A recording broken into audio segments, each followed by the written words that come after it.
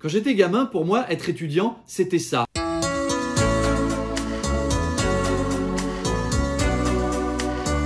Et maintenant, être étudiant, c'est ça.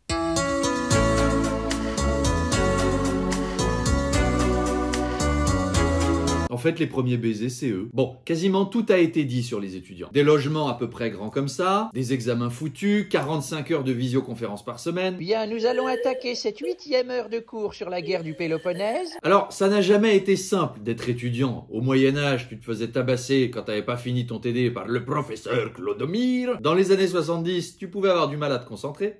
Mais là, c'est tellement dur. Moralement, socialement et surtout financièrement, c'est dur quoi. Il n'y a pas de petit boulot, il n'y a pas de mi-temps, il n'y a pas de CDI pour te payer ne serait-ce que ta bouffe ou ton loyer. Pour certains, c'est impossible. Alors cette semaine, Jean Castex, le Premier ministre, a pris l'initiative d'appeler un étudiant qui avait fait une vidéo qui a fait le buzz sur Instagram. Et dans l'échange, il y a une phrase qui m'a marqué. On a pris, je te l'indiquais, mais tu le sais, toute une série de mesures. Qu'est-ce que je peux faire de plus et de mieux pour aider, si tu vois? Oh bah oui, qu'est-ce qu'il peut faire? Alors il y a quelques mesures qui ont été prises, comme les repas à 1 €.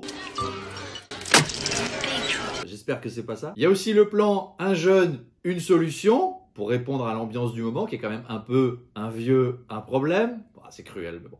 Alors je suis allé sur le site, j'ai cliqué sur Job, et il y a 66 000 offres d'emploi pour 5 millions de 18-25 ans. Ça fait donc un jeune, 0,0132 solutions, ça fait pas assez de solutions. Il y a aussi les incitations à la formation, mais bon ça quand t'es étudiant fauché, ça te fait une belle jambe. Tu vas pas faire une formation de tourneur-fraiseur au milieu de tes études de vétérinaire. Sinon quoi, tu finis par soigner des teckels à la ponceuse électrique et youpi youpla boum. Allez chaussettes, viens, c'est pour mon TD. Mais bon, tout ça, Jean Castex doit bien avoir conscience que c'est pas grand-chose pour un océan de problèmes. Et du coup, oh bah qu'est-ce que je peux faire? C'est-à-dire que là, on est arrivé à un point où il n'y a pas 150 manières de poser le problème. Soit on bricole tout un tas de dispositifs, des repas à 1 €, des chèques psy, des incitations à la formation, etc. Soit on donne directement de l'argent aux étudiants, notamment avec l'ouverture du RSA pour les 18-25, au moins le temps de la crise. Mais alors là, du côté du gouvernement, la réponse est claire. Le RSA pour les 18-25 ans, vous dites non. Toujours non. Oui, toujours non, parce qu'à 18 ans, ce qu'on veut, c'est un travail. Mais à On veut 25 pas ans une aussi, on allocation. veut... Oui, bon. Moi, j'ai un peu l'impression d'entendre un truc comme ça, quand même. Ici le capitaine Bruno Le Maire, à l'attention de tous ceux qui se noient. Je sais que ce que vous voulez, ça n'est pas un gilet de sauvetage, c'est d'apprendre à nager.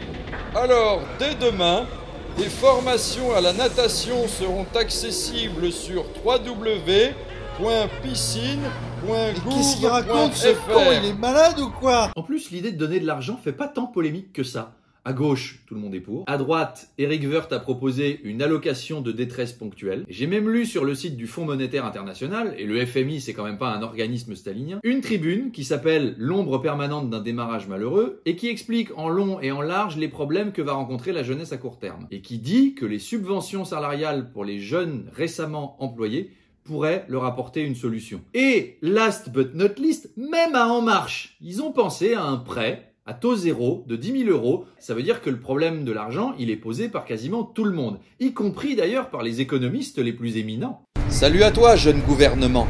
Alors si aujourd'hui je me permets de te contacter, c'est pour te poser une question très simple.